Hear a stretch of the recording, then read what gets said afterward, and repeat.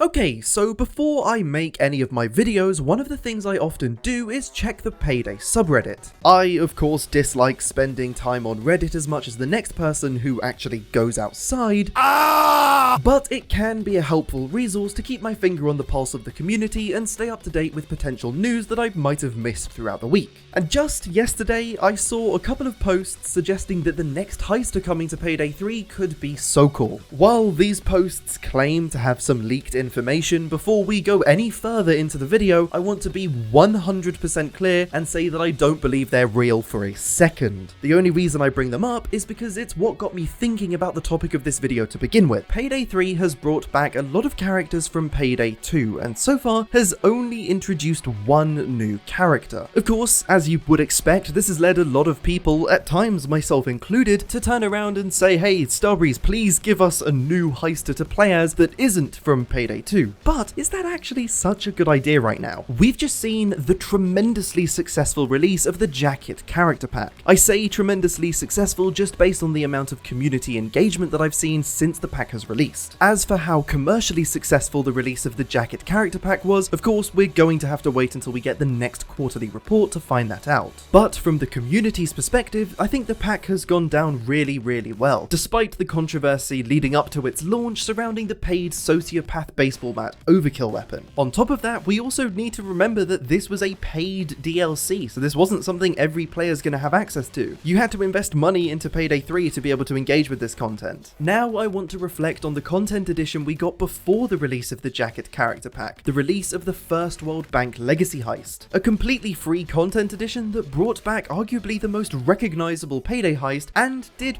worse than the Jacket character pack in regard to player count on Steam charts, engagement and views on YouTube content, and, although this one is a little bit more subjective, general community sentiment. All of this to say, perhaps the community is just more receptive to returning characters as opposed to returning heists. And I understand that is a sweeping generalization, but let me explain. Personally, I would rather engage with new heist content and play new maps and experience new things while playing as the characters I know and love. Not to mention, I'd much rather see the Payday 3 development team put their time and resources towards developing new content as opposed to fleshing out a whole new character. Right now, I think it's very important to prioritize. Of course, we still need characters to be added to the game. As we've just established, when done right, that can bring a lot of attention back to Payday 3. And I would imagine, even though I'm not a game developer, that it is easier to occasionally add a heister than it is to just keep churning out new heist experiences. So, if we really must have another heister added within the next few months, should this heister be a new character, or should this heister be a returning character from Payday 2? Let's weigh up the pros and cons. Firstly, as I often do, let's look on the positive side. Bringing back a beloved character can be an excellent way of building up a lot of hype within the community. There was a noticeable increase in interest around Payday 3 back when the Jacket character pack was first being teased. I would say this really ramped up when episode 3 of the Dragon Files came out, and it continued all the way up until the DLC was released. Then it became a little hard to track just because we had that extra influx of PS Plus players. Other than just building up excitement within the community, from a narrative perspective, it's so much easier to bring back an older character. If you wanted to introduce a completely new character to the gang, you would also need to find a way to fit them into the current narrative of the game. Payday 3's narrative is in a little bit of a weird place at the moment. Year 1 ended with us taking down John Concord, and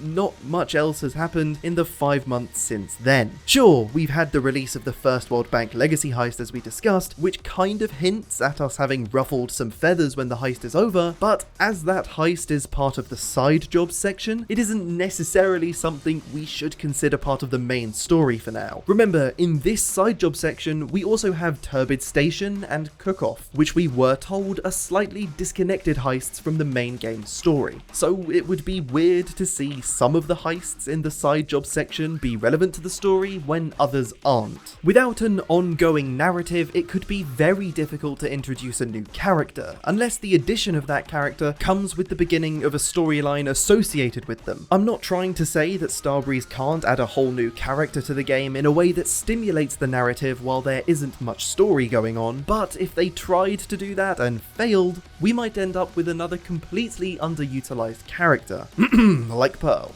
Right now, the mishandled addition of a new character could do much more harm to the game than good, so it seems like a safer bet to bring back another fan favourite. Of course, there are downsides as well to just bringing back more characters from Payday 2. We don't know how that's going to sit with the players that are keeping an eye on Payday 3 but not necessarily playing it at the moment. Those players could view a character from Payday 2 returning in Payday 3 as another piece of reused content in a game that has no identity of its own. If that's the narrative that gets picked up, then adding another Payday 2 character to Payday 3 really could backfire. When I say that adding a character from Payday 2 to Payday 3 is something that I perceive as a safe bet, I really want to stress the word bet. Whether Starbreeze add a new character or an old character, it could go right or it could go terribly wrong. It really is a bit of a gamble. If Starbreeze avoid adding a new character to the game, they might be missing an opportunity to really enrich the Payday 3 story. Engaging the side of the community that is interested in the narrative isn't really something Payday 3's done at all up until now. We have had a teaser for the Payday 3 secret and we had the little ARG over the winter holidays, but I can't be alone in saying that hasn't really scratched the itch. So, to bring this video full circle, I wanted to quickly revisit the idea that maybe the next Payday 3 character is going to be Sokol. And even if it's not, I do expect that we'll see Sokol sometime down the line. At the end of the day, we know that there have been some less than subtle remarks about him having the potential to lead the gang.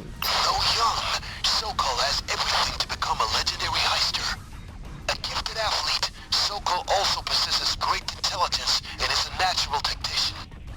Calm and precise under pressure, he reminds some of a younger Dallas. Who knows?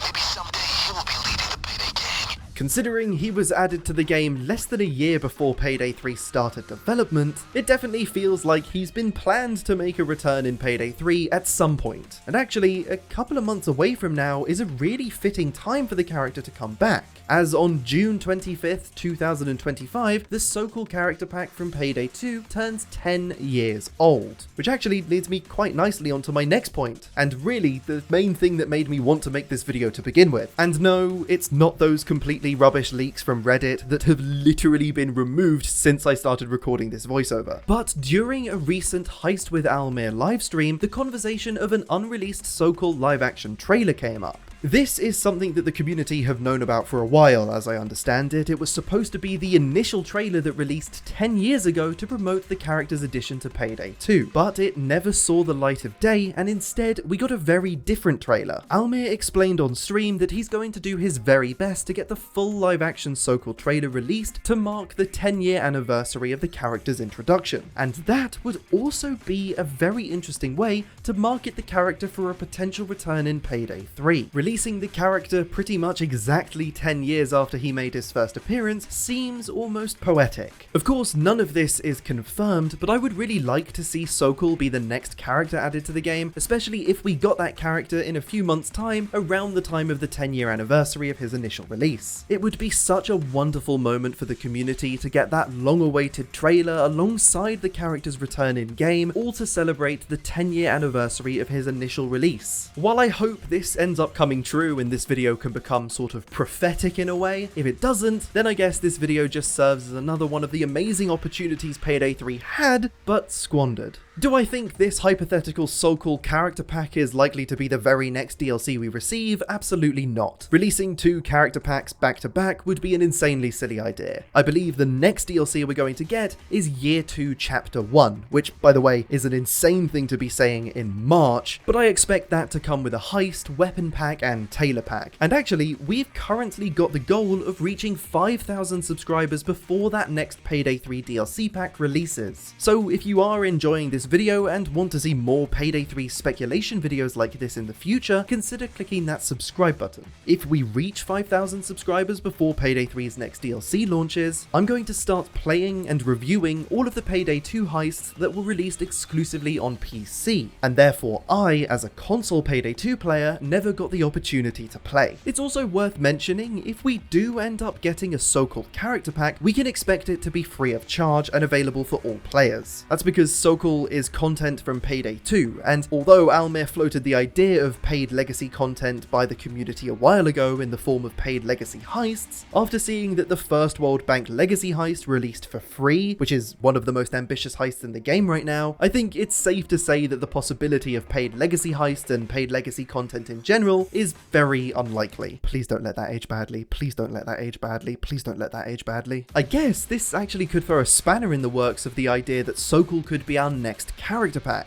As we just established that it seems like all legacy content going forward is going to be free, and recently in the Q4 investor report, Starbreeze's interim CEO, Matt Yule, kind of gave off the impression that the amount of free content we'll be receiving going forward is going to be taking a backseat to a lot more paid content. Whether or not Sokol is going to be coming to the game anytime soon is something that I hope we'll hear more about in the near future, as Almir mentioned that we're going to learn a lot more about what's in store for the game sooner rather than later. While I wouldn't expect this to be a full roadmap for the next 12 months, I think this is the full year plan that Matt Yule was referring to during the Q4 interim report Q&A. So, in summary, I saw the quote-unquote leaks that Sokol is going to be one of the next characters coming to Payday 3, and honestly, those leaks are fake. That said, just seeing those leaks made me think more about Almir mentioning that we're coming up to the 10-year anniversary of the character's initial debut in Payday 2, and the fact that they might possibly publish an unreleased trailer to celebrate that occasion made me think about the potential of Sokol's return a little bit more. Personally, I think it could be a safer idea to bring back another fan favorite heister instead of an entirely original one, at least until a brand new heister has a real reason to exist within Payday 3. Even though those leaks were fake, and I despise things like that, they really got me asking, is Sokol going to be the next heister? Because when you connect just a few dots, it not only makes sense, but it kind of feels like he should be. As always, I want to hear from you. What do you think of Almir mentioning that he's going to try and get the original Sokol trailer released? And I guess above all else, do you agree that Payday 3 needs to wait until it's in a better place narratively before releasing a new heister? Or do you think that I'm completely wrong for suggesting that the addition of a new heister right now has the potential to be quite a big risk? Let me know in the comments section down below. Earlier in the video, I mentioned that Matt Yule suggested that the game is going to be receiving a lot more paid content in the future, and if you're interested in finding out more about that, you can click the video on screen now to hear exactly what was said and watch my full breakdown of everything we learned during the Q&A with the Starbreeze